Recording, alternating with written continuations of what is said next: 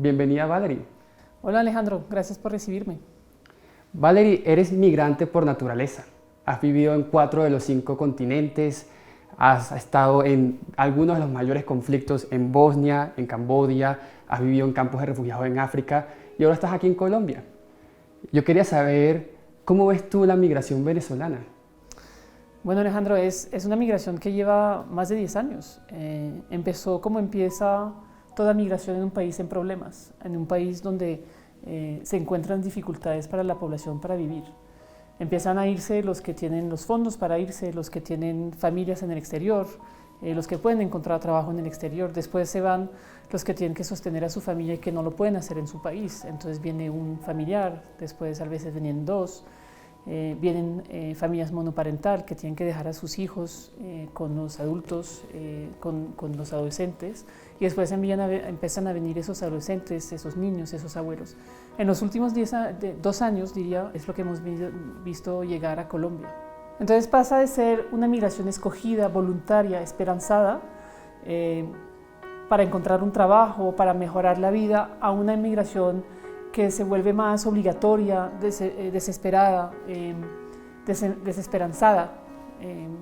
Y yo diría que muchas veces por la noche pienso como madre que si yo tuviera que decir a mis hijos que me voy a ir y que no sé cuándo voy a poder hablar con ellos, o que les voy a decir que van a tener que emprender un viaje de días, de a veces 10, 12, 15 días, en el frío, el calor, con la posibilidad de encontrarse con la violencia, donde no se sabe si va a alcanzar la plata para llegar a un lado a otro, donde si bien van a llegar a un país que habla el mismo idioma, pues es muy posible también que los traten mal. ¿Cómo les explicas eso cuando tú como padre lo que quieres es proteger a tu familia, proteger a tus hijos y que de repente no sabes si lo vas a poder hacer? Y sabes, Alejandro, me hace pensar también en los 7 millones de colombianos que fueron desplazados en los últimos 50 años. También vivieron esa angustia de tener que coger a su familia, a sus hijos del día a la mañana con poquitas cosas y llevarlos para otro lado. ¿Cómo podemos entender ese problema tan difícil que es la xenofobia? Mira, yo soy migrante, mi familia es migrante, mi esposo es colombiano, mis hijas son colombo-francesas y es algo que vivimos a diario y que ellas lo viven a diario al tener la doble nacionalidad. Y nosotros lo que hemos intentado inculcarles, viviendo en diferentes países, es que son parte de la diversidad, somos parte de la diversidad. Y cuando uno es parte de la diversidad, es único. ¿Sí? La diferencia es lo que nos hace único a cada uno de nosotros. Entonces te diría, Alejandro, que para mí la xenofobia es el fruto de nuestros propios miedos, de nuestra inseguridad, donde otros también nos quieren hacer creer que tenemos que tener miedo al otro, porque nos va a coger el trabajo, porque traen la inseguridad, porque nos van a coger el cupo en los colegios. Ese miedo es nuestro peor enemigo como seres humanos. La migración puede ser una oportunidad. ¿Sí? Unas culturas que se mezclan, que nos enseñan otras cosas. Y había una frase que me gusta mucho de Voltaire que dice: la felicidad es a menudo lo único que podemos dar sin tenerla, y dándola la adquirimos. Nuevamente, podemos dejarnos invadir por el miedo o ver cuáles son las oportunidades que tenemos delante de nosotros con la migración. Entonces, ¿cuáles crees tú que pueden ser los desafíos que tenemos hoy en Colombia frente a la migración? Bueno, la integración de esos hermanos venezolanos que han llegado y que entiendo un día también acogieron a 2 millones de colombianos. Hace poco el gobierno de Colombia decidió legalizar a casi 1 millón de venezolanos que llegaron antes del 31 de enero del 2021. Creo que eso es uno de los primeros pasos. La migración es movilidad humana, siempre va a ser y existirá. A veces se da por desigualdad, por cambio climático, lo que vemos ahí, lo que hemos visto en Europa también con Medio Oriente, donde han llegado muchos migrantes empujados por la guerra. Y sabemos que también tiene un lado muy positivo, que es porque vamos a estudiar, porque nos enamoramos de un extranjero o una extranjera. Entonces la migración siempre va a existir. Los aviones, los tiquetes, bueno, antes de la pandemia más baratos hacía que la gente se podía mover y se movía mucho más rápido.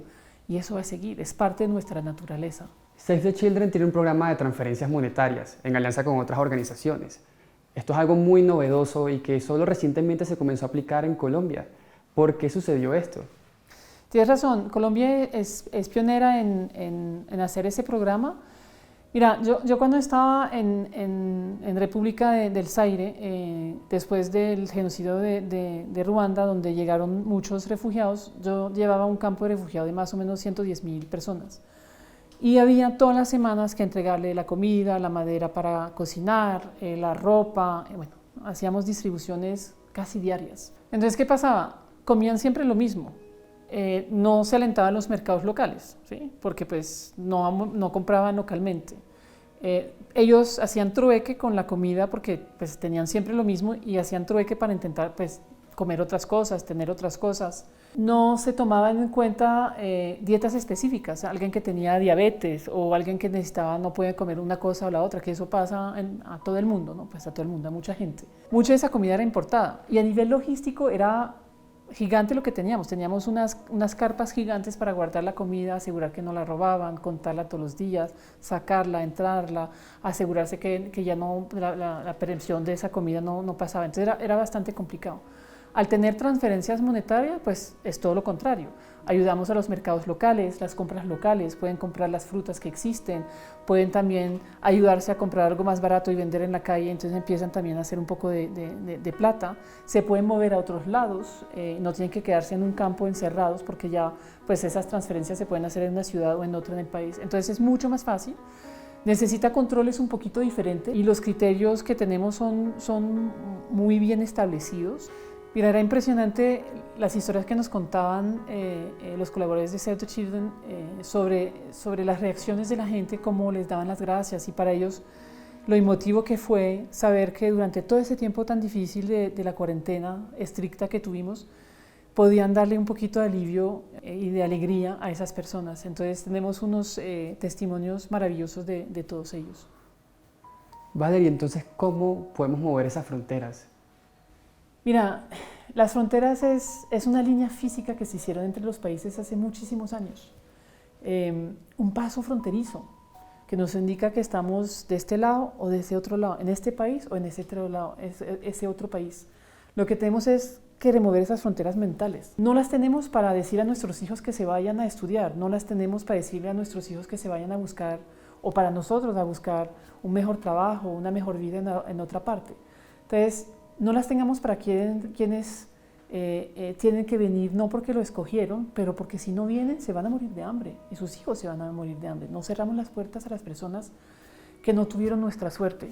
Hay un filósofo francés que decía algo que para mí resona mucho conmigo y con lo que estamos hablando hoy.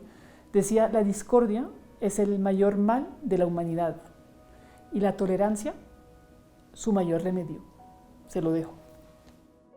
Políticamente y mentalmente nos inventamos las fronteras, pero al final siempre estamos del mismo lado, del lado de la humanidad.